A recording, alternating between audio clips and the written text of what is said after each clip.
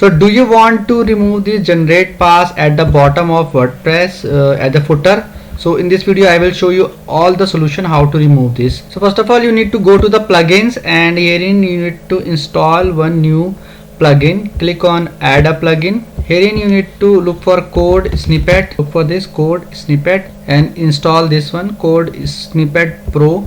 Just click on install, click on activate button. So you can see at the right hand side snippet is showing. Just go there and click on add new. In heading you need to type footer. Make sure to write the correct spelling, and herein you need to enter this code, which I will give you in the description of this video. Just copy this code and paste it here.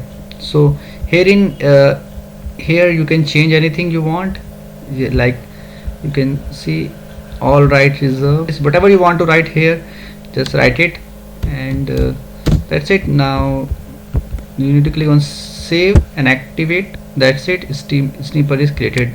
Let me refresh this page now. So after refreshing this page, you can see at the bottom all rights reserved, this is showing. So everything is now removed, link is also removed. So I hope friends now you will be able to do it. In case you find this video helpful, just hit on the like button, also subscribe my channel for upcoming videos.